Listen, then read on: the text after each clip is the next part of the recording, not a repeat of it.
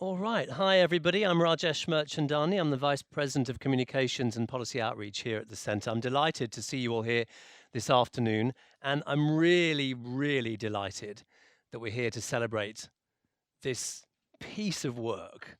Take a look through it. Grab yourselves a copy. There are some over there for you. It is a serious, serious piece of work. Let me tell you a little bit about it or ask you some questions that might help you figure it out. So, a mass vaccination campaign across Africa virtually wipes out meningitis A in participating countries. A new helmet law in Vietnam prevents thousands of accidents and deaths. A cash transfer program for caregivers of orphans in Kenya leads to higher school attendance and lower teen pregnancy rates. They all seem incredibly disparate stories. But what do they all have in common? This is what they have in common. They're all large-scale programs to improve public health that were implemented, and they were all hugely successful. And that's a reason to celebrate in itself, but there's more. They and 19 other stories, 22 case studies in all, are in this, CGD's newest edition of Millions Saved, a collection of success stories in global health. The book rigorously evaluates all those 22 case studies that stretch from Haiti to Botswana, from Peru to Pakistan. And it does it so that we can better understand what works in global health and why. Don't take my word for it. This is what Bill Gates said about Millions Saved in the foreword that he wrote. Full disclosure, he funded it. Still, it's pretty cool to get a foreword from him. He says, the more information we can gather and share, the better decisions we can make and the more impact we can have. I'd love you to flick through this, not necessarily this afternoon, but later on, take it home with you. We also have some laptops set up so you can check out the dedicated website that we've created for it. And we're really proud to say that theguardian.com is publishing a whole range of content on Millions Saved, from articles to podcasts to quizzes to videos, and we're going to be seeing a couple of those videos later on. In a few minutes, we'll also meet and hear from some of our heroes of health who've come especially from Kenya and Ethiopia to be with us today to celebrate this launch. Their work is in this book. They were instrumental in making success happen at large scale.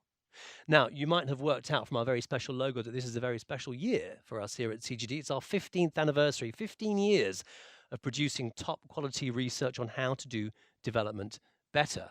Throughout the year, we're marking this with a special Development Leaders series, and we're really happy that the co-founder of the One campaign, Jamie Drummond, will take part in the Development Leaders talk series later on this afternoon. We're looking forward to hearing from him. First, though, let me invite up to the stage Amanda Glassman, a Senior Fellow, the Vice President of Programs, and the Director of Global Health Policy here at CGD. It's almost a UN-length title, that, Amanda, to tell you a little bit more about Millions Saved. Thank you. Thank you, Rajesh. I'm really welcome to everyone to CGD. Global Health has obviously had a great 10 years since the first edition of Millions Saved was released in 2004 by my predecessor, Ruth Levine and Molly Kinder here at the center. Since 2005, countries in Africa have decreased child death rates every year between 2.8 and 9.9% on average. That's a stunningly rapid decline. And by comparison, the Millennium Development Goal called for 2/3 decline in child mortality. That would only be a 4.3% decline in child mortality. In other words, the poorest countries are moving extraordinarily quickly to reduce child mortality faster than the rate called for by the MDG. So we're really witnessing a global health revolution writ large. And our new edition of Millions Saved looks closely at some of the programs and policies that have driven these and other kinds of dramatic health improvements. The MenAfriVac vaccination program that reached 217 million people in 4 years and reduced disease to almost zero. That's an unthinkably large effort in one of the poorest areas of the world. An anti-malaria and child health program that dropped under 5 mortality by half in less than 9 years. I think these are incredible achievements, and it's just a few of them.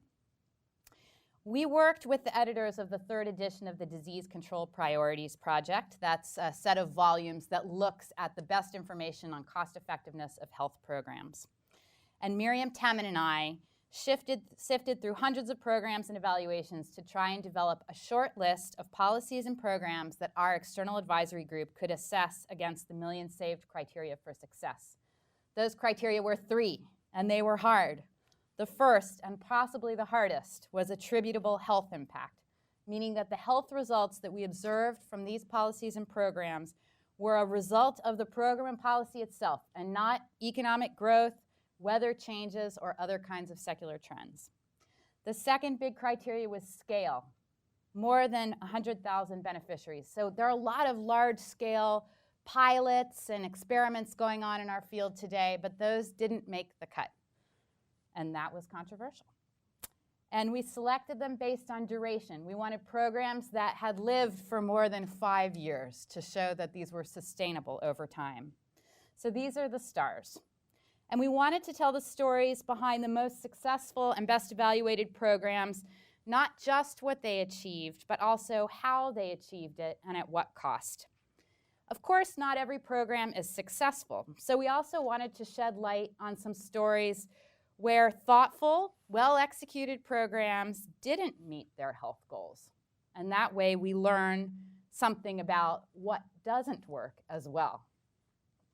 We also wanted readers to understand how to rigorously measure and assess attributable health impact and cost effectiveness in practice, empirically, not as an ex-ante academic exercise that sometimes we favor in our field, me included, but as a tool to enhance the performance of programs and to understand what has gone wrong when the results don't materialize as we hope. And with all of this, our goal with the book and the website and the outreach is not just to inform and educate, but to recognize excellence and to create some incentives for global health programs and policies in a next generation to strive to the greatest possible health impact given the funding that's available. And that's more important than ever because aid budgets are flatlining, international health priorities are multiplying and becoming more ambitious every day, technology is advancing quickly, so we have to keep our eye on the bottom line, the most health for every peso, pound, or pula that we spend. The programs that we feature in Millions Saved show that health success is possible anywhere with smart design, funding, and implementation. There were 4 features that we felt they had in common, aside from being spectacularly well evaluated. First, wise choices were made about the intervention and the tactics that were deployed based on the best available science. Let's take an example. Botswana's HIV program, MASA, focused on 2 science-based strategies. First, getting adherence to antiretroviral medication as high as possible, and then gradually increasing eligibility for treatment to enhance impact. Partnerships and coalitions were formed to mobilize needed technical, financial, and political resources, both domestically and internationally. The Menafravac vaccine program involved an enormous number of actors, and Dr. Asefa will tell us more about how that all got done. But the ministries of health from Burkina Faso, Mali, Niger, along with PATH, the US Food and Drug Administration, the Serum Institute of India, the World Health Organization, the Bill and Melinda Gates Foundation, USAID, Dell Foundation, Gavi, an enormous coalition of people, each of whom brought a different set of resources and capabilities to get the job done. A third lesson that we take from these cases is the importance of sustained political leadership, sometimes across political cycles. Really, it's the stubbornness of technocrats. That's what I take from it, that really has made the difference with some of these programs. Sometimes we think to ourselves, oh, politics trumps everything.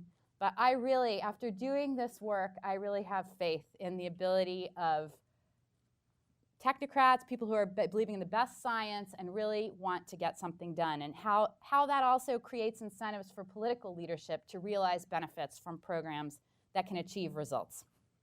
And finally, the programs use their data, results, and evaluation in their particular settings and countries and parlayed that information to improve health. It wasn't just an academic exercise.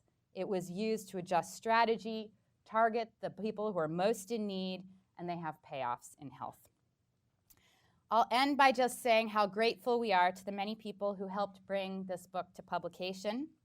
Our predecessors, Ruth and Molly, who made Millions Saved a great CGD brand in its first edition. And Molly is in the back, if you could just wave. Good for you. We had an incredible advisory group that helped us select the programs and policies to feature. The Disease Control Priorities third edition editors, Rachel Nugent, Dean Jameson. We had many, many key informants and peer reviewers that are listed in our acknowledgments, and I hope you'll read that, as well as many of our CGD colleagues who helped us along the way. Our funders, the Bill and Melinda Gates Foundation, and Good Ventures, which has always used information on cost effectiveness to take decisions about what they'll fund. And I particularly want to thank and recognize the incredible efforts of my co-conspirators, Miriam Temin, Rachel Silverman, Lauren Post, Eunice Sakuma, in making this book, the website, the event, and all the rest possible. But most importantly, we have to thank the people who are working every day in these programs. Much has been accomplished, but much, much remains to be done. So today, we'll start off talking a little bit about two of the programs that are featured. The Menafravac program in the meningitis belt, Dr. Abraham Asefa, and Mr. Samuel Ocheng, who runs the cash transfer program for the caretakers of orphans and vulnerable children in Kenya. And we'll follow with a keynote from Jamie Drummond, the executive director of ONE and a stellar factivist. We're so pleased that you could join us today. So let's start with our video on the Meningitis A program. Thank you.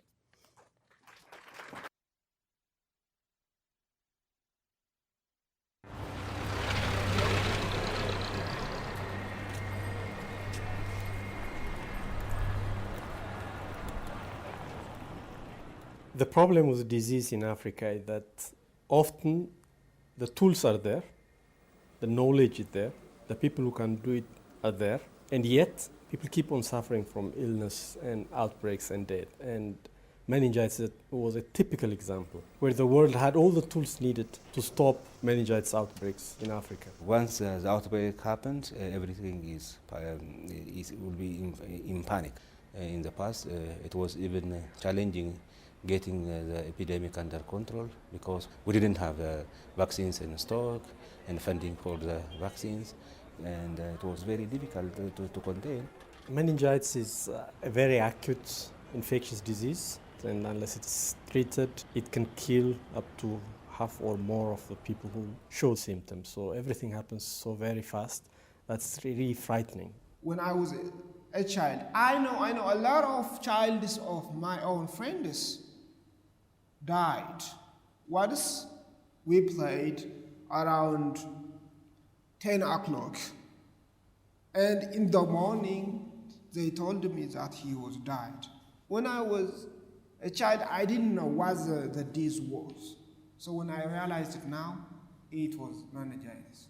The meningitis belt constitutes of 26 countries. This is an area which is very frequently attacked by outbreaks of meningitis, and the climate conditions seem to be very favorable because they are dry and windy all across this region. And when it occurs in epidemics and outbreaks. It's not just one person, it's usually the whole community that will be affected. It paralyzes everything.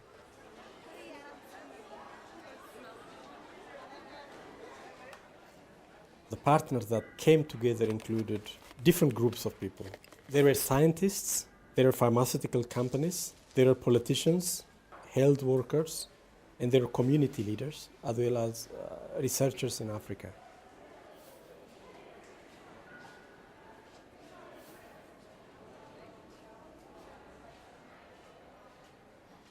This map shows that this is a place where we have to deliver the meningitis vaccine, every school and university.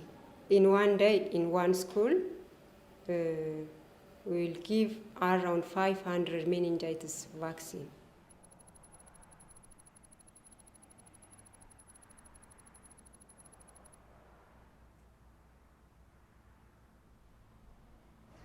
በቴሌቪዥን ሲተላለፍ የሰማሁት ማጅራት ገትር መኖሩ ስለሚያጠራጥር ሰዎች እንዲከተቡ የሚል በሚዲያ ስለሰማሁኝ ነው። በዛን ወቅት ወዲያው አልቆየም በትምህርት ቤት መጣ። በጣም ደስ ይለኛል። በጣም ነው ደስ የሚለኝ። ምክንያቱም እነሱ ቀድመው አውቀውት ባይከተቡ ክትትሉ ባይኖር እኔ በማላውቀው መንገድ ሊያጠቃቸው ይችላል እና ስለዚህ ደስ ይለኛል። So the big outcome of the Menafrivac vaccination campaigns is that in all places where the vaccine has been given, Group A disease is not appearing anymore. What we see from this campaign with Menafrivac is that partners could come together and work for a targeted outcome with a goal in mind, and it took them just 10 years to finish off a disease. You can achieve miracles in combating infectious diseases. And for the first time, a targeted disease in Africa has been attacked and defeated.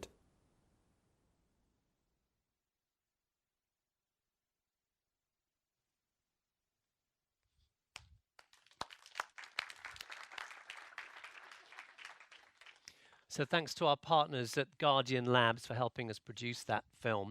217 million doses in 4 years. That's about on average 1 million a week. An incredible rollout, I'm sure you'll agree. Let's meet somebody who was absolutely part of the success of that campaign. You saw him in the film, Dr. Abraham Asefa, the scientific director at the Armauer Hansen Research Institute in Addis Ababa. They played a role from conception to implementation to rollout and beyond. Dr. Asefa, I'd love to invite you to the stage. Thank you so much for joining us, coming all the way to speak with us this afternoon. Please come up and tell us a little bit about the experiences, how this project, how this program did it. Thank you.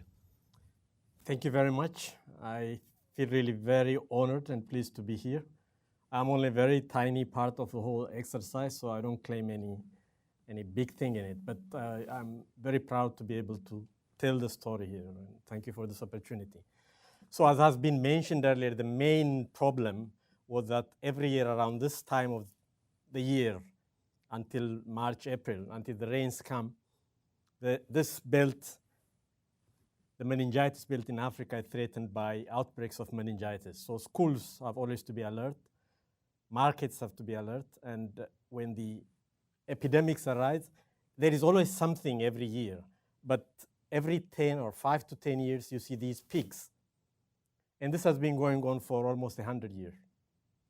And in 1996, there was a particularly severe period when 25,000 people died all across these countries. And when this happens, there is always panic. There is disruption of activities. Markets get closed, schools get closed. And the routine healthcare is paralyzed because people have to be treated in tents and health facilities. You have to give injections and patients have to be admitted and treated. Otherwise, people die very rapidly. In 24 hours, you could lose patients. And in 1996, the big challenge was that the campaigns to control the outbreaks where short-acting vaccines were used. The stocks for that year were exhausted, and when there is no vaccine, then the outbreaks continue. So there was serious panic, and these reactive campaigns were always very expensive. So the African leaders came together and requested the World Health Organization to do something about it, because what was known was that there was already the tool, and it could be seen that meningitis could be stopped by a new type of vaccine, which is called conjugate vaccine. It had been simply the next slide. It had been shown. It had been shown, for example, in the UK, that you can have a conjugate vaccine, and when you give it once, then there is no risk of the meningitis at all. So the question was whether this could be done for the whole belt by vaccinating everyone there and creating what's called herd immunity. And it was agreed that the tools could be applied to produce a vaccine against meningitis A, which was the most important strain. And a major focus was that the vaccine should be affordable, because there were vaccines already, conjugate vaccines, but which cost more than $40 a dose. This cannot be applied in the African setting for millions as a mass vaccination strategy. So the meningitis vaccine project was established with the World Health Organization and PATH, and funded by the Bill and Melinda Gates Foundation, with the goal to eliminate epidemic meningitis in Africa as a public health problem through the development, testing, licensure, and widespread use of conjugate meningococcal vaccines. So there was a clear strategy right from the beginning. And developing the vaccine meant that the raw materials had to be brought together, the polysaccharide and the tetanus toxoid, which was to be conjugated. That was obtained from companies in the Netherlands. Then the conjugation technology had to be acquired because the big pharma were not interested in developing this vaccine because they considered it not profit-making. And so companies had to be identified to help with the conjugation. And fortunately, the Serum Institute of India agreed to participate in this venture as a corporate social responsibility. And then when this happened, the vaccine could be produced, manufactured in India, but it had to go through regulatory approvals because the vaccine was not intended for use in India, but in Africa. So the Indian regulatory agency had to approve it. They finally agreed to do all that, but then there was a need to test the vaccine, whether it was effective in Africa. But in Africa, there was this challenge of having institutions that could run these trials rapidly. But it was possible to build the capacity on the way, do the trials, and then show that the vaccine was effective and efficacious. And then it was to be used. To be used meant vaccinating the whole of the belt in series, 1 to 29-year-old individuals from Senegal up to Ethiopia. And this happened, as mentioned earlier, within 5 years. And today, there are more than 235 million people who have been vaccinated, and the goal is to vaccinate 277 million. And the lessons from this, the first thing is, of course, that it was a felt need, which emerged from the needs of the African governments and institutions, and there was full participation right from the beginning. The right partners were identified, and they worked together, and they shared the values, and they were passionate and committed to do it. So this was a very solid foundation. They had the goals with the MVP project clearly targeting vaccination of the whole belt, and there was a solid science base already defined. So this made it very successful. Then the other major achievement was that effective communication could be developed across 26 countries in Africa, and not only there, but also globally with all the partners. And there were challenges in between. There were times when there was serious concern whether this thing would work. But then through communication, things could be solved. And then millions were mobilized. To mobilize Africans in rural areas to come out and get their kids vaccinated and themselves vaccinated in a very short period of time is no easy task. But the population accepted it because they understood what it was all for.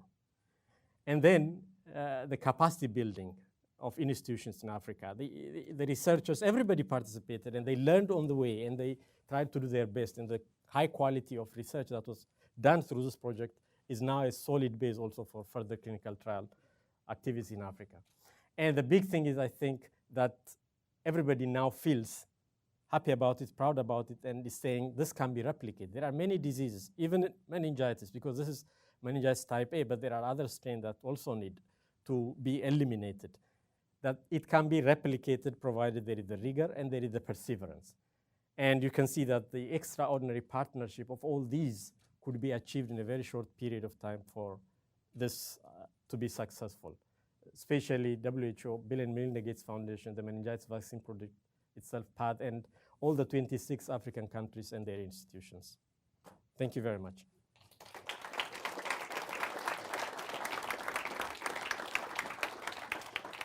Thanks, Abraham. Let's show you another video now, another case study. My journalist background, I like to think of them as stories, and they're stories because they're about people, and they really, really resonate. So this is about AIDS orphans in Kenya. There are 1.3 million of them. 1.3 million children orphaned as a result of AIDS. Not only had they lost their parents, the people they most loved in the world, the people who loved them the most in the world, but their lives were much, much harder. they often end up on the streets and they're at risk of prostitution. And ironically, they have a much higher risk of contracting HIV. Foster families and carers that look after them often struggle to do so because they struggle to make ends meet. So Kenya's government came up with a simple idea: give them some money. A small cash transfer. Don't tell them what to do with it. Let them decide. And the results of this cash transfer program was startling. Let's show you another video now, and then we'll hear from one of the people behind this program.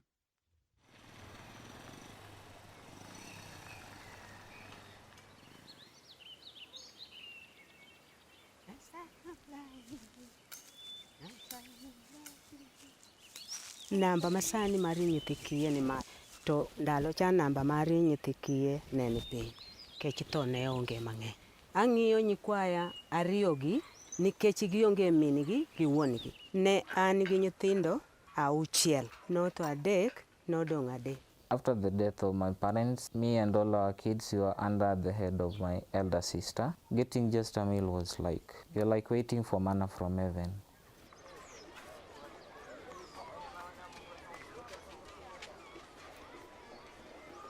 Kenya had a problem of poverty and HIV/AIDS, so this was the major driving force for children to come to the street.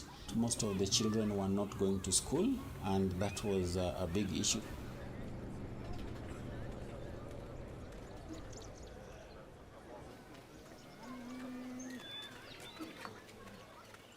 Cash transfer program is an initiative by the government under social protection, whereby cash is given to the households that take care of orphans and vulnerable children. Every 2 months, the program gives to its beneficiaries 4,000 shillings. Once you are enrolled in the system, you are issued with an ID. So all you need to go is visit an equity agent, then we use our fingerprints to unlock it biometrically. He does the operation and gives us the money.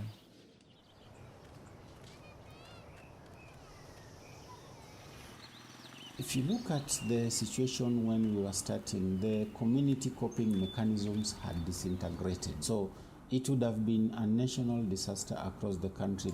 Dino kayudi maisha giderach. Kechi ginyalo gombo gidhi kwelo. Ginyalo dwaro gidhi yani rara chon. Lakini sani kechi gichiemo maber, girwakore maber, ginindo ka maber ka gibiro dala to gimor. Jonyuol notho ka higa 21. An awuon ema an thuolo mar ng'iyo wetena gi nyiminega. Kaka family na dobedo koka yudo pesa, jomoko di koro osewe skul, kata jomoko di koro osedhi katedo yani. Polytechnic apuonjora mondo abed gi tija awuon manyalo yudogo gimoro ndalo mabiro. Gimochuno mabeyo ma pesa no osekelo ngimana chon. Nionge kaka nyalo dhi kata awachni kata polytechnic no ne chuna nyaka many kolo polytechnic ang'ado.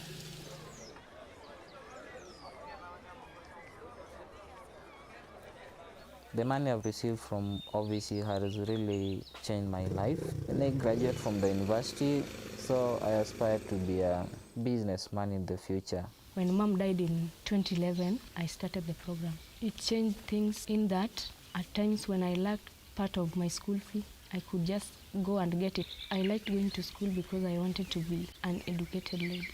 When I complete the study, I'm going to be a teacher.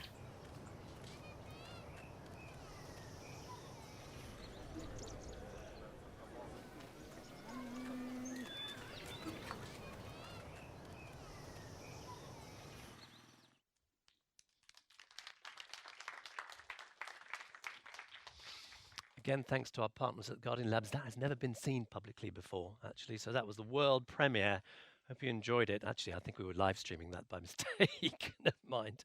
We're going to meet somebody who we saw in the film, someone instrumental in this campaign, Samuel Ocheng from the Children's Services Department of the Government of Kenya. We've seen how you did it, how it worked. Please come and tell us a bit more about it, Samuel. Thank you. Thank you.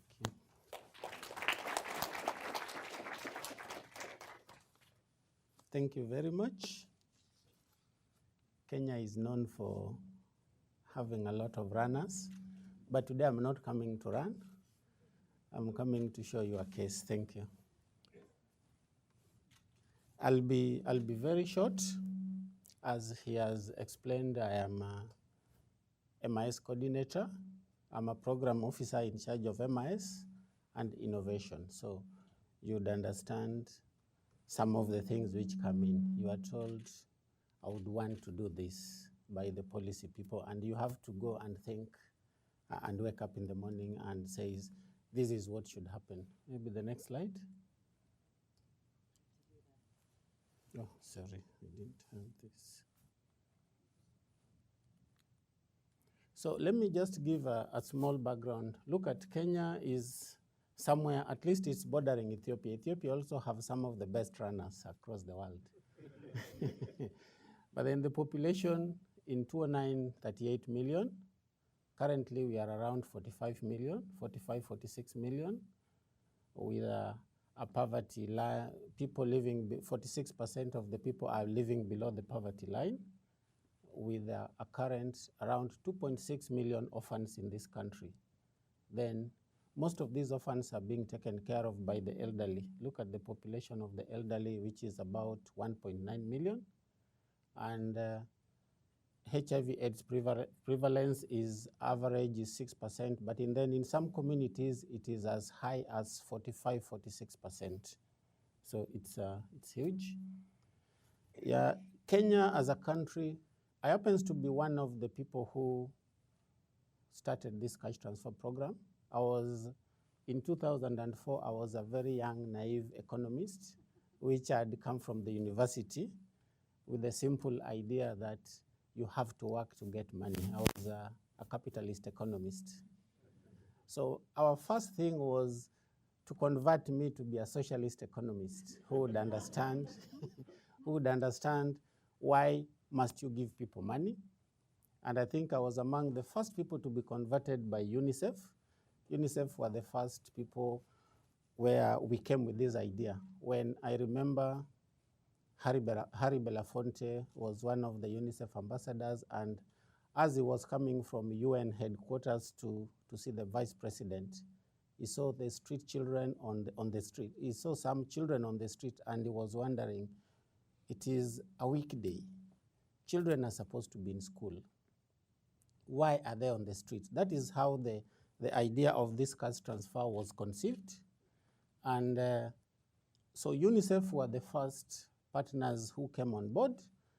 And then that time, even the government was still a bit skeptical, and they were saying, why must you give people money? You might create a dependency syndrome. So the first idea was UNICEF and me and some few people, we had to impart knowledge to the Kenyan capitalist economists who are in the treasury to think of how do we move forward from here. So UNICEF is, like we call UNICEF the first wife for this cash transfer program because they were the first people. Yes. And then one good thing, this is a flagship program, so it doesn't have a lot of, it has a lot of political angle in that it is one of the Kenyan development growth blueprint, which makes it one of the most important development projects in the country. When we were thinking about this, we just said, as Rajesh has said, let us give people money. Let them think of how to use it. So we were looking at the poor households, extremely poor households who have orphans and vulnerable children. And then we were looking at it. The population of the vulnerable children in Kenya is over 5 million. So it was also a big, huge number to look at because there were people who were sick. Yes, the parents are there, but then these parents are sick and some of them are chronically ill and they could not manage the normal daily work. So we came up with this idea. When we did a pilot in 3 countries with UNICEF, we gave 500 shillings, which was looking very small. But I think the few results which came out was very, very important. And I think that gave us the strength to move forward and to think of how do you design? Then the government, so look at the scale up. From 500 to 255,000 now, it's a huge number. And in the next 1-2 months, we'll add additional 100,000 to make it 355 households. The average of children in a household is 3.5. So you would look at how many OVCs we are supporting on that. So we had to come up with an objective. I'll not go through all these objectives, but then as a program, we had to design and think of what is the objectives. We were looking at strengthening the capacities of these families by giving them a regular and predictable transfer so that we were to care. You know, children need care. Children, you need to protect them. And I think in the last one, children, you also need to promote their human capital development so that they don't feel the prisons when they're adults. I think that was a very important thing because there was a lot of money going to support prisons, institutions, than even money to support children. And I think that was very good. Then we were looking at food consumption. We were strengthening, we were improving their nutrition and even food security. Issues about education. This is one of the few programs we have been testing and trying to look at conditionality to see how it works so that we would increase their attendance in school. And then health, we are also looking at, by giving them this money, they would be able to access the health services which were being charged at that time. Civil registration was very important because these people must have birth certificates and even death certificate for the parents for future, we call them for future inheritance issues. And then we are also looking at, we want to strengthen their capacities to see if these people would be improving and linking them to health services and other services which were very important.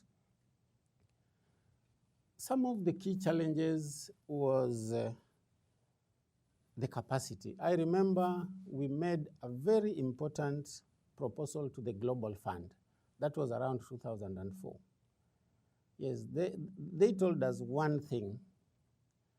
The proposal is beautiful, but then Kenya as a country, as a government, you don't have capacity to implement cash transfer program.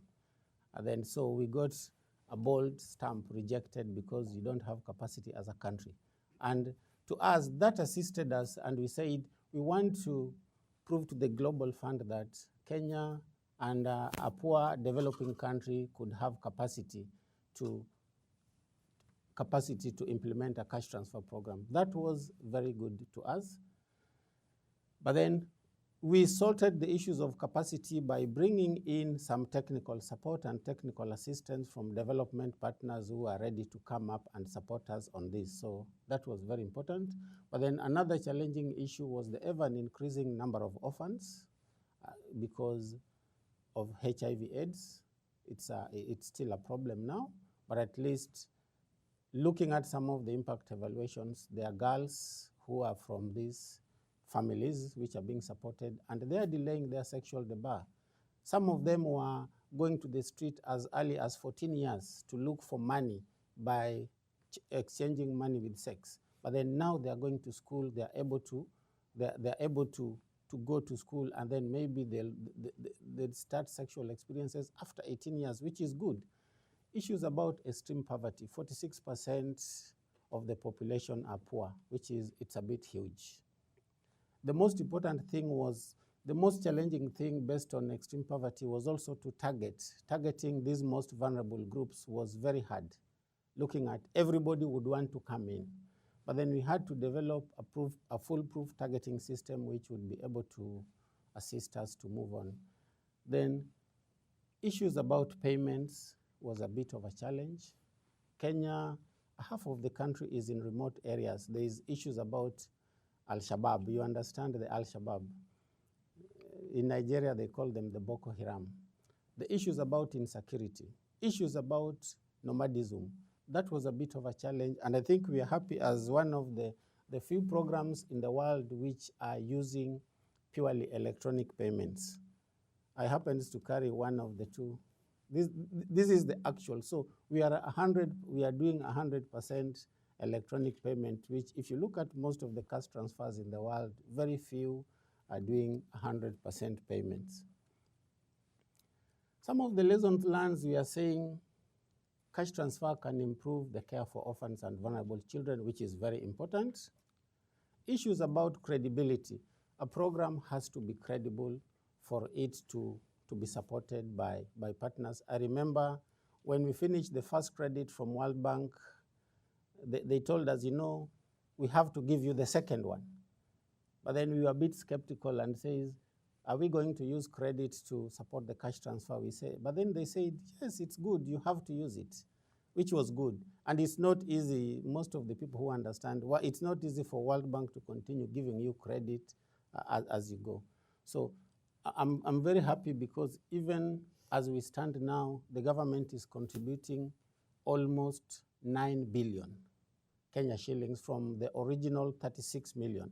When we started, they were very skeptical, but then they gave us 36 million to start this program with. Thank you very much. Thank you very much.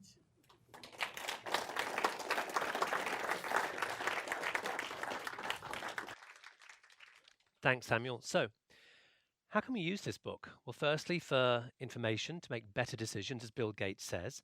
We hope also that policymakers, influencers, you guys, development practitioners, will use it as a tool of advocacy to persuade people that we need to know better. We need to know more about what works in order so that we can make better decisions in the future. Because as Amanda said, aid budgets and developing country health budgets are already squeezed and under scrutiny like never before.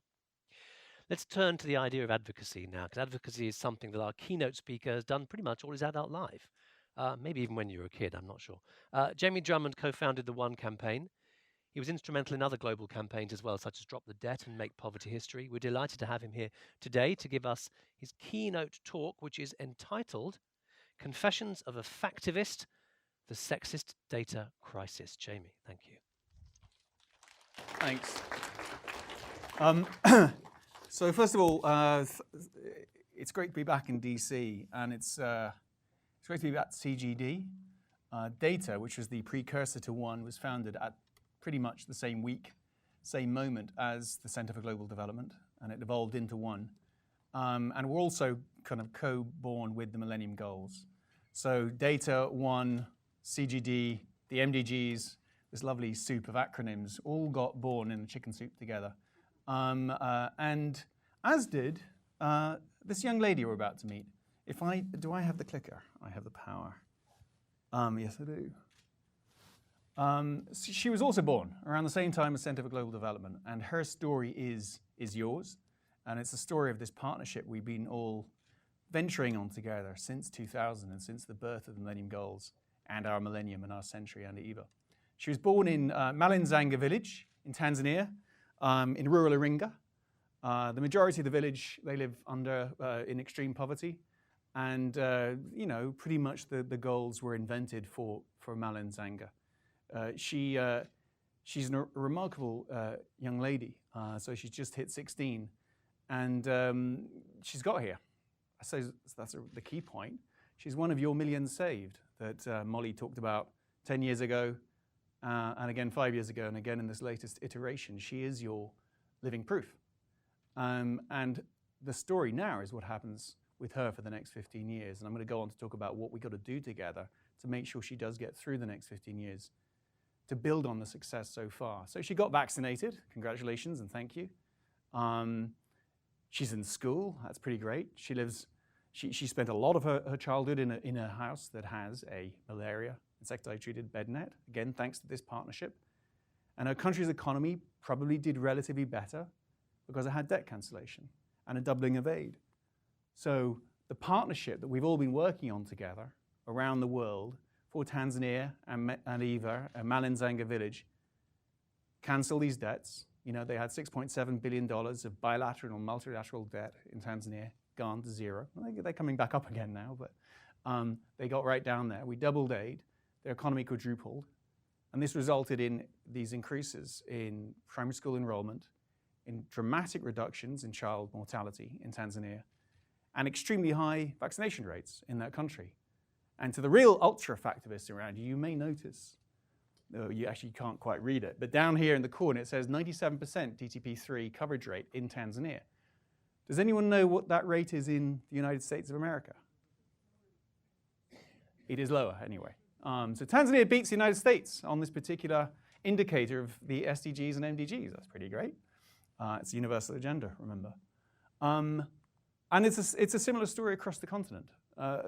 Debts dramatically dropped, aid doubled, millions more kids in school, child mortality down across the continent by 1.14 million. That's over 3,000 fewer children dying every day. And globally, that's around 10,000 fewer children dying every day. Your millions saved 10,000 a day.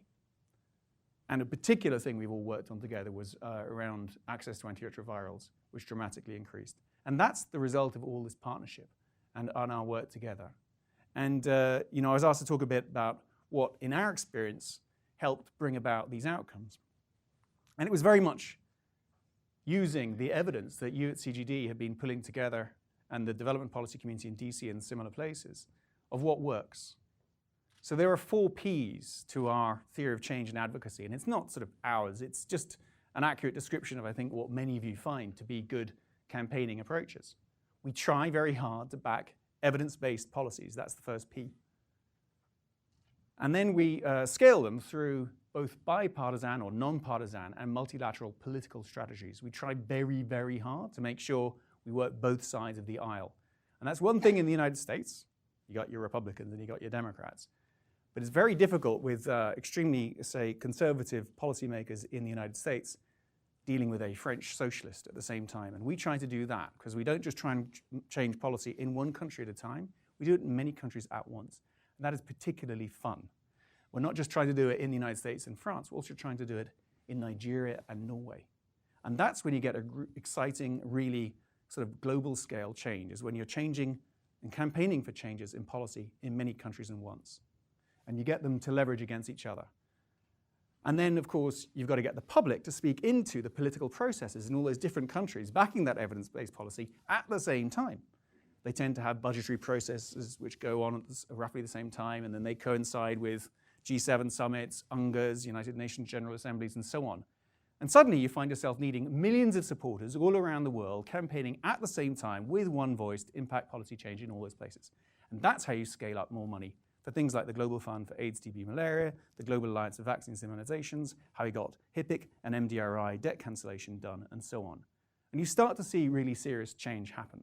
But the 4th P also really matters, because you can't keep going to the well of public opinion and asking and demanding people take action to impact the policymakers without the public being sufficiently fed with information and exciting data and caring about these issues. And that's where popular culture, celebrities, but also appealing to people of faith and people who follow sports stars. And we work with all sorts of different influences in public opinion to try and get policy change to happen. So those are the 4 Ps, ladies and gentlemen, working with all of our partners, pushing policy change through all these different countries at once.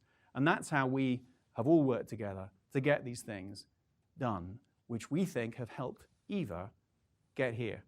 In 2016, 16 years old, and hooray, she's now in secondary school. And it's this degree of progress across all these fronts which has caused some of us to feel quite optimistic and excited about the possibility of getting to this thing called the zero zone, getting down towards zero extreme poverty by 2030, one of the central themes of the global goals for sustainable development that you all know about. And so the question we're all asking ourselves, excitedly but curiously, is can we get there? What are the things in our way? And the key phrase you all also know, of course, is it's about leaving no one behind. We have to try ever harder to get to the places and empower those places so they can get to us to get down towards the zero zone. And that's going to get harder and harder as we get towards zero because we're dealing with more and more marginalized, disenfranchised people. And what's so exciting about some of the case studies we're hearing is that's precisely what you've been able to do in these case studies. And so we have to take what you have done and figure out how those can be scaled through more and more programs through international aid and, of course, to increase domestic resource mobilization for those programs to get scaled. But what I'm really here to do is not to say how great this all is, because you hear that probably quite a lot. And these case studies speak for themselves. I'm kind of a bit more here to say that I think we've got a problem, or at least I know people who do. You may or may not. And that is that we have a data crisis in development policy. And I think one of the challenges, and I was asked to speak about advocacy, is that we don't necessarily want to be too full of admission about what isn't working and what we do not know. Because the political space for us to be intellectually and politically honest is not that great. It is hard to admit you don't always know the facts. And I've been so many times with, Bono or a Minister of Finance or, some famous individual with a camera in tow to a place to show it works in one way, shape or form. And a couple of years ago, well, the summer before last, I decided to just, go and check and see whether it was definitely happening in the way I had said so many times, and that we campaign around so many times for myself, without, the pizzazz and without the SUV and without that, the entourage that sometimes comes with aspects of this business. I turned up with a small local NGO with a lot of social capital, but not a lot of other kinds of capital, and tried to see what was going on. And it happened to be this village, Meningitis, that I went to. And this gentleman here is the village executive officer near where Eva lives. And his job is to collect data and information and program budgets from the central government, funded by aid and domestic resources, to support these local programs for development in Eva's village and the area. On this poster, he's supposed to put this information up so the people of the village can share it, socialize it, and I suppose hold him accountable for what's happening in their name and with their money. And I call it the peeling poster problem, and I've sent it to a lot of people in our organization as a kind of a slap in the face and a reality check, because I think this is happening a bit more than we all want to admit. And it is the central, challenge of trying to get to zero. Because the big impediment so often is, I'm afraid, fairly crappy local government. And we don't talk about it enough. We don't try and understand it enough because it is so hard to get our heads around what are the incentive or failures incentives around institutional strength or weakness at that level that allows this man to be this bad at his job.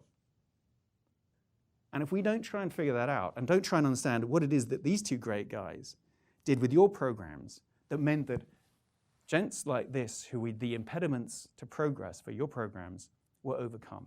What is it that you did? What can be applied from those lessons and the others in the Million Saved polemic and great evidence that can overcome this guy? And if we can figure those out, I think we'll make much, much more rapid progress. Because on that peeling poster, goes data to die, and along with it, Eva's dreams. That you can actually see the statistics here. I flipped it over, and they were several years out of date. And I can tell you a whole backstory. I tried to then investigate as to what was really going on here. So we know we got a problem. And in fact, you already all know this. You're all experts, I'm sure, in this area. A third of births not registered. How's that going on? I think it's about a third of deaths too. We know we got a CRVS problem. And it goes on. Because household surveys are in households, they miss out those who don't fit within the conventional household survey. There may be as many as a quarter more people living in extreme poverty. And the whole data crisis is compounded by a further set of challenges around gender inequality and gender injustice. One, I think many of you know, we got a campaign called Poverty is Sexist. And we've struggled very hard with this phrase. It upset some people. In parts of Africa, they thought we were saying poverty is sexy. But it wasn't a phrase, and it's caused some interesting debates about whether we should communicate with this phrase. But we think it's justified, and it's helped remind us of poverty's true identity, that it is so often women and girls who are hit hardest, and yet it is investments in them that so often deliver the best returns. But we wish we knew that that was as true as we think it is, because we don't actually know, because the data's not quite good enough. We have a sexist data crisis. So we have a data crisis, we've got poverty as sexist, and it gets worse.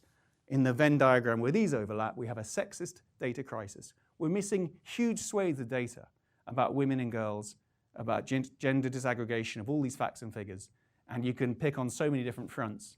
But for example, maternal mortality.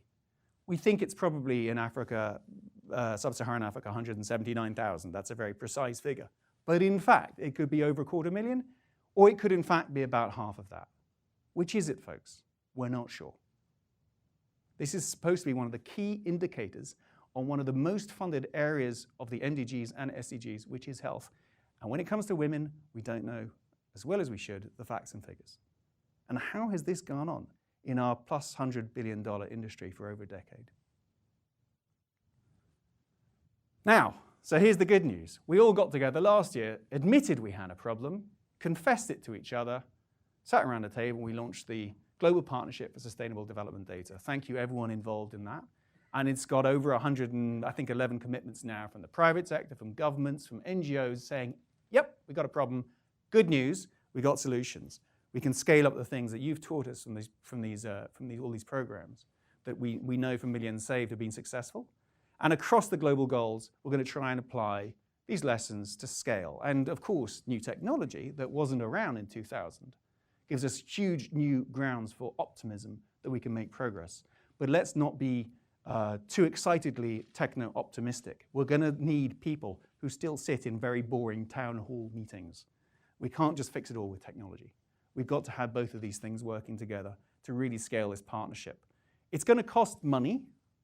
Some estimate $1 billion, some a lot more, to fill the gaps that we have in measuring progress on health and gender in the new global goals. But we're optimistic we can raise $1 billion given the size of the amount of money we raise for all these other things. And of course, if we raise the money for data, it should help the rest of the funds we raise go that much further in reaching those who are otherwise left behind. And in particular, there's excellent partnerships to try and solve the gender sexist data crisis. Data 2X, I'm sure many of you know about, and it has programs specifically working with the African Development Bank to accelerate programs and implement CRVS in Africa. But that program needs more resources. So there's lots of grounds for optimism that we can solve this sexist data crisis. But if we do not, we will not achieve all these goals we just set ourselves up to campaign on together and to achieve together. And we have to. And the thing is, it's not just about driving lots of data and interventions down to where Eva lives. In the secondary school, this picture was taken in primary school. She's now gone on to secondary school. And so I was about to elaborate slightly and fictionalize here, but she now has a really, really great deputy headmaster who teaches statistics. She's good at statistics. So she can actually be part of the statistical surveys. She can collect this data too. She's not just someone who is counted. She can count. And that's what we can now do together. And there's a little meme going on here. You can recognize here that she's taking a selfie, right? The irony is she doesn't actually have a phone. Because there's also, by the way, a sexist connectivity crisis. Women and girls get much less access to mobile phones and airtime than men. She can't afford this phone. Her family, to be fair, cannot afford a phone. They're too poor. But if they could, we would also see an acceleration in solving the data crisis and accelerating the development goals.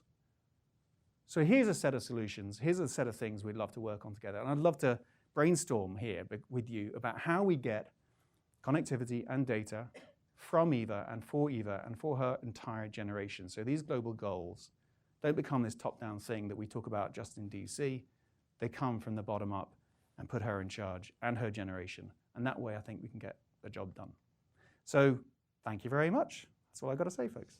Cheers.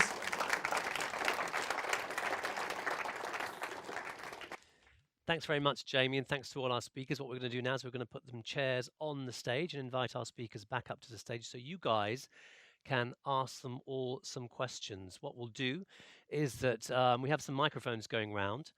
So put your hand up, and if I call on you, then when the microphone comes, please stand up, say who you are, your affiliation, and then I invite you to ask a brief question as opposed to making a lengthy statement, or even a brief statement, in fact. Maybe I'll allow a brief statement or two. So speakers, if you would like to come up on stage, there are place names on your seats. And then who'd like to ask a question? Let's start off. Let's get the ball rolling. Don't be shy now. It doesn't mean that you'll get to the drinks quicker. I would like to call on someone.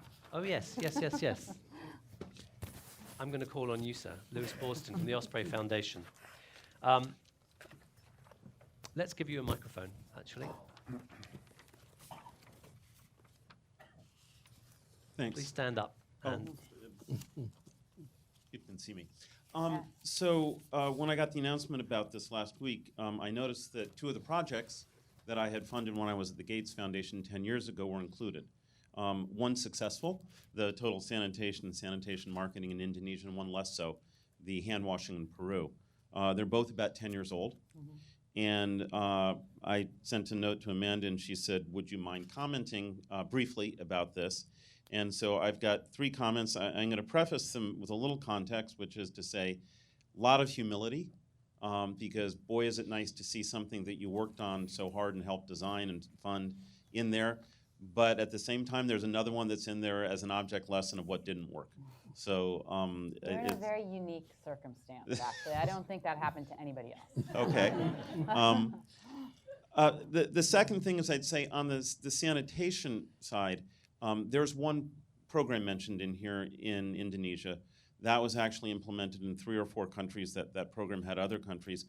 All told, at the Gates Foundation, we had a portfolio of 6 or 8 rural sanitation projects. So this was the first one, but we went on and learned quite a lot beyond that. So in the description here, it says about 1.5 million people gained access to toilets. 3 implementation challenges, one of which I'm going to key off of that. Sanitation is not about access to a toilet. Sanitation is about actually using a toilet and making sure it keeps being used, and that goes on forever. So this was framed as a behavior change intervention. It's in that section of the report. It's actually about systems change. And it's described very well in the report that there are 3 elements to it. One is demand, which is the behavior change side. The other is supply, which is what a lot of people think of when they think of sanitation, which is just give people toilets, and of course they'll use them, which doesn't actually happen. And the third is the enabling environment. And if you think about that, that's hardly rocket science. That supply, demand, and the enabling environment, that's economics. But it's not charity. It's very clearly looking at it, and there's a point you've made in here, Amanda, about incentives. And if you think about incentives, you think a lot about economics. The second of the 3 points is on the demand side. It talks about this revolution that came out of Bangladesh about 15 years ago called community-led total sanitation, which is about triggering people to want sanitation. Don't just go in and give them a toilet, get them to want the sanitation. One of the things we learned in other projects besides this one is that whole idea that you go in once and you trigger them doesn't really work. You actually have to sustain that. If you look at the behavior change campaigns in the US on seatbelts or on smoking and other things, those were long-term campaigns. And so, yes, triggering helps, but you really need to be there for the long run. The third relates to a lot of what CGD is about, is evidence. And I'd say one of the biggest challenges we had in this project from an implementation perspective was, do you embed the responsibility for the monitoring and evaluation, the impact evaluation in the project team, and there are pros and cons to that, or do you do it independently? And that was something that turned out to be quite a big challenge in how it was done. So that's my comment. It is great to see it in there, but it's also great to see the Peru hand washing in there. And there are a lot of lessons to learn from both. I will say this is Water Week at the World Bank, where they bring all their people in from all over the world. They're all sitting a couple of blocks from here learning from each other. And there's a guy who runs the sanitation, still running this sanitation program in Indonesia, who is there teaching what he's learned to others 10 years after this was launched, and learning from others. So to your point about things that last, yeah, this wasn't a one-shot deal. Yeah, thank you so much. I think you're in a very unique place to be able to comment on how these cases teach us something about what it takes to get health impact. So thanks a lot. Or do you other turn it back over to you? I can't help but moderate. It's like a problem I have. Feel free. I can just go to the bar. No worries. Keep Feel going. free. Keep going. Okay, let's get some questions in then. We'll get this lady in the sort of blue-green turquoise first, and then are there any more while we wait? We'll gather a couple of questions together, and then we'll ask them all at once. Okay, well, maybe people will speak up in a second, but why don't you go ahead? Hi, my name is Megan Huzzy. I'm with Mosaic International. Thank you all for your wonderful presentations. My organization works primarily in developing countries with people with disabilities.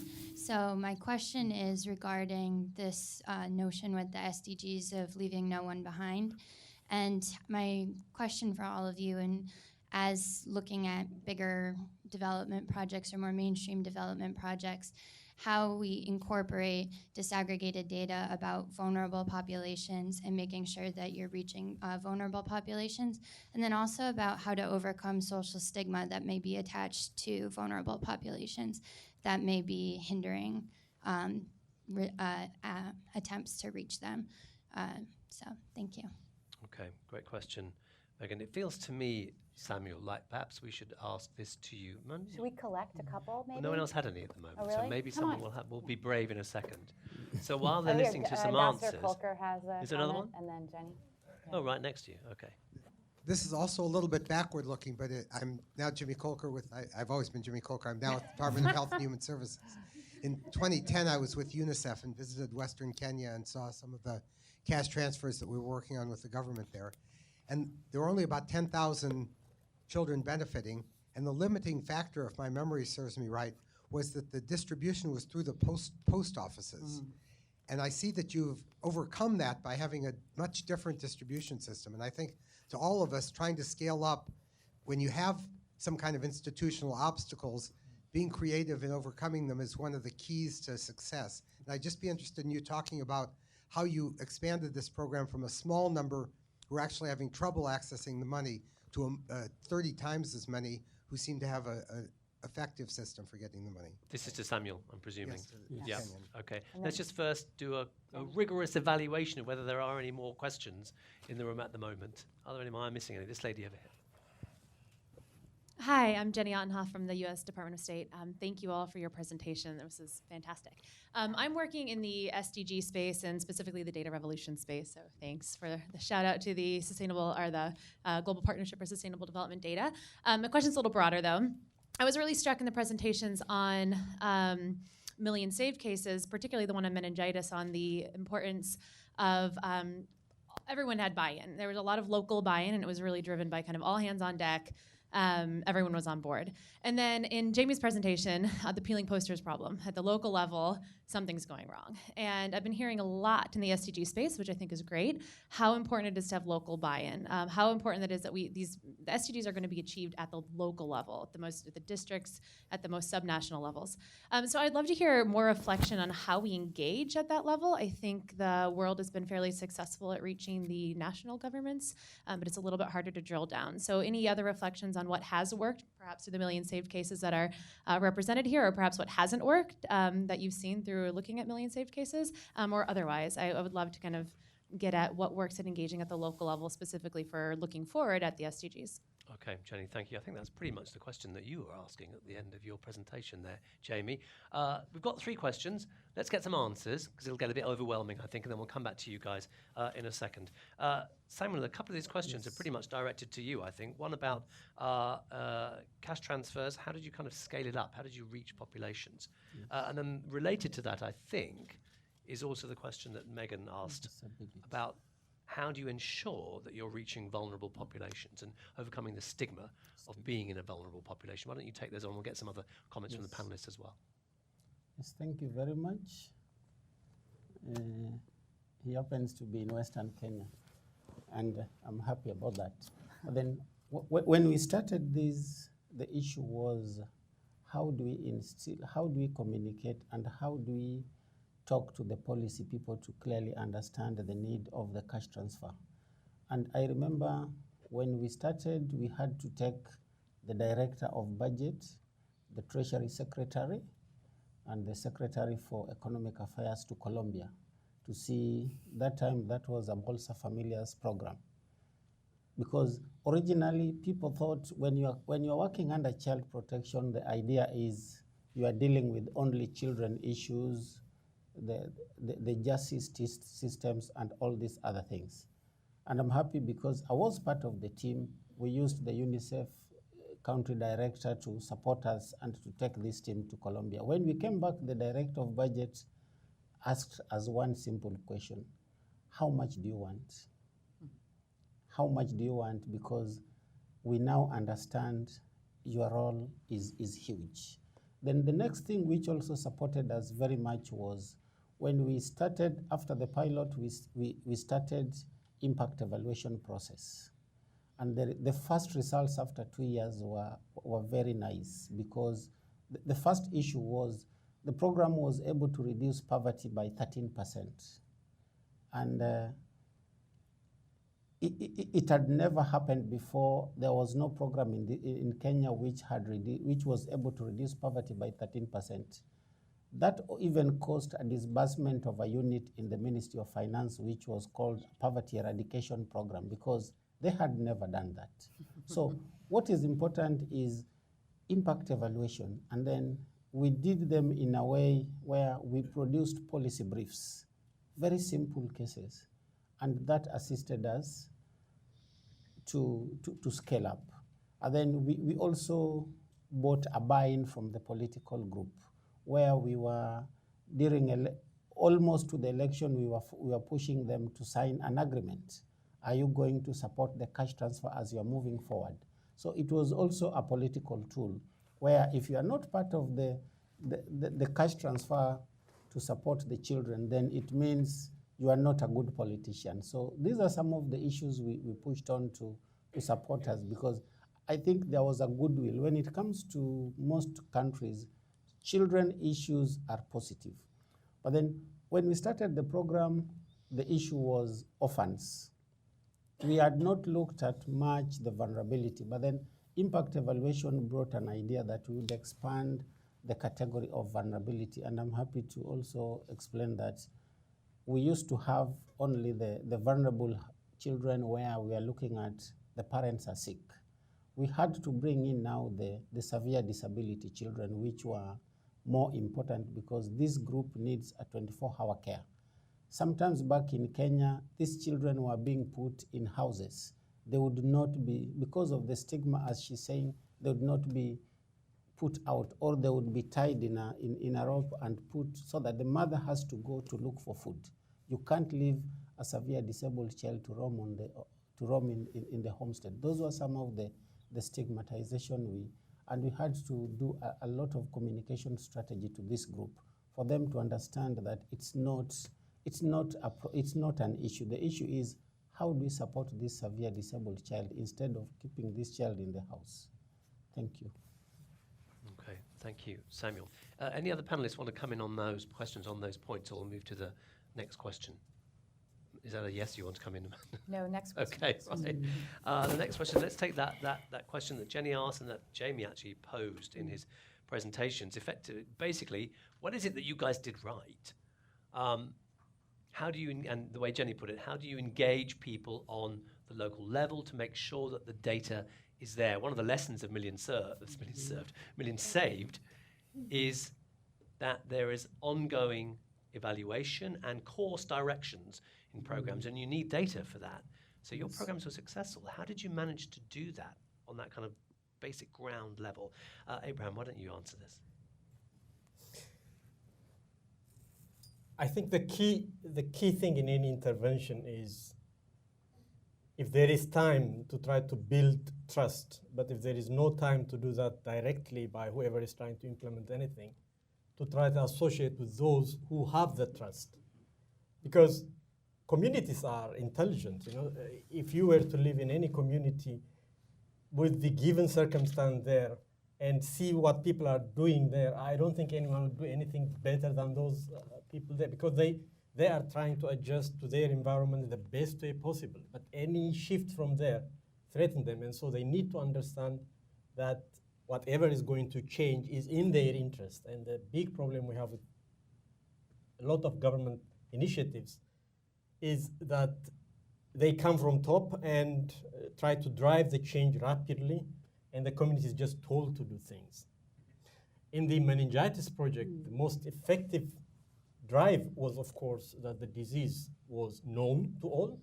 Everybody understood what it meant to protect against meningitis. It to their own big problem, and so they were happy to do anything that was required to avoid that distressful situation.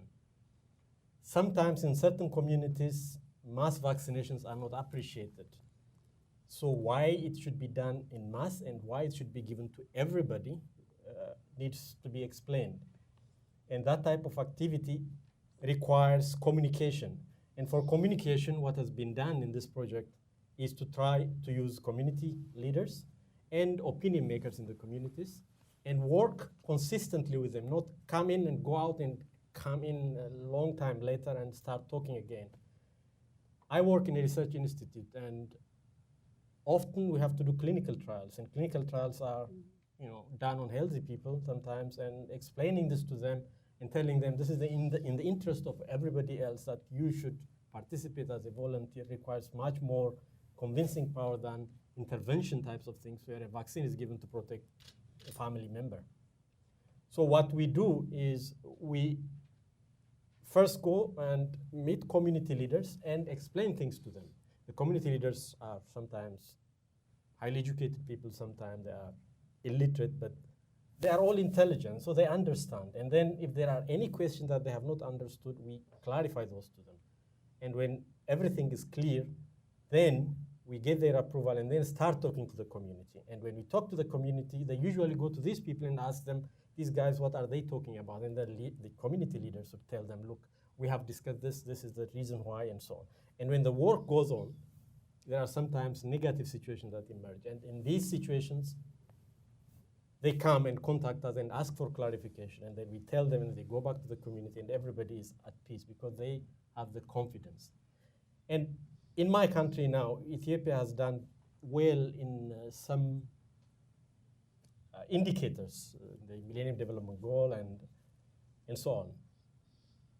One of the major reasons why they could achieve this was that they use what are known as health extension workers. These are girls who have finished 12th grade and live in the community.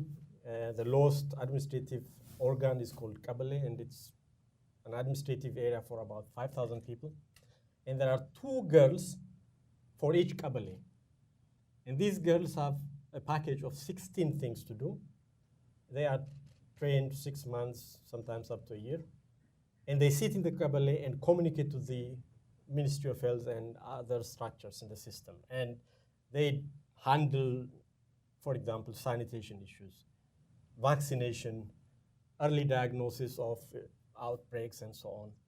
And they are now the organs of both the Ministry of Health and the community because they belong to the community, and whenever something goes wrong, they are the first that the community comes to ask about, and they feel responsible. So they generate trust to the community and also are very effective in promoting these activities. So in short, what I mean is communication with the community which is consistent and is not interrupted, is not a campaign type, but builds trust over a long period of time. That's, I think, the key. Regarding quality, data quality, it requires quite a lot of huge work. And we always suffer from, even in research institutions, about the quality of data that we accumulate, because what it requires is also a work culture, which I don't think exists everywhere now, especially in communities where the educational system and so on doesn't emphasize rigor and discipline and standards from the early days. So there is always an up and down, but with time, all these things can sustainably be changed, provided that the bridge with the community is strong and messages are given out, and when there is a shift in quality, then this is explained. Because we have encountered situations where vaccination coverage, for example, for measles has been reported as 90%, and then we get outbreaks, which cannot happen if these data were accurate. So this is something that requires a revolution, as mentioned, and big capacity building in all areas. Okay, thanks, Abraham. Tam, did you want to come in on that point? Yes. To add on what Abraham has said, When we were designing the cash transfer program, we had to do a lot of community ownership in some of the processes. The design included community-based targeting, where it's the community themselves, after they have been sensitized, they choose amongst them who are the leaders to be moving from one household to another. So that was very important, but then we were blending that community-based targeting with a proxy mean testing because we looked at poverty had to be analyzed using a proxy. But then after targeting, we are also involving the community on validation. The lists are also validated by the community for ownership, that they're the ones who gave this list. So then within the program structures, we had to include a lot of community people where even the member of parliament, some of the government agencies like Ministry of Education, Ministry of Health, civil registrations were part of the team. Then at the last level, for monitoring purposes, we created a unique structure called a beneficiary welfare committee, so that among the beneficiaries, they nominate themselves and these people become sub-leaders. They support them in monitoring. They support them on giving them announcements like when are the payments going on. They support them on cases where they need to update because of death, issues about school and health. So that was very important because the community, in most communities, they took this program as theirs, and that enabled us to move forward. Thank you. Okay, anybody else want to chime in briefly on that point? Jamie? All I'd say is I think there's a lot of very inspiring material in Million Saved. And a question for us must be, and I suppose it's a pending question into the future, is if programs like this aren't significantly scaled up when we come back in 12 months or 18 months or 2 years, why haven't they been? And the evidence has actually been there for a while on some of these programs. And I suppose the question is, why have they not already been scaled up a lot? We do have quite a lumpen development sector that is not gathering around the best interventions, the best innovations as quickly as it could and should. Why is that? And we need to develop a culture that gets behind the best evidence and best data more quickly. And let's go, therefore, the things that aren't working so well more quickly. And how we more rapidly advocate for that to be where we go, I suppose is why the great Ed Scott founded Centre for Global Development, and I just spotted Ed over in the corner there, 15 years ago. I'm a bit worried that we haven't already got behind some of these things more aggressively, and I hope now that we can. In terms of what's going on at the local level, it seems to be that guys, the guy from the peeling poster scenario, his incentives are all over the place. Who knows how he got the job? Who knows whether he's getting paid? He's probably getting paid by money that should be going for the local programs.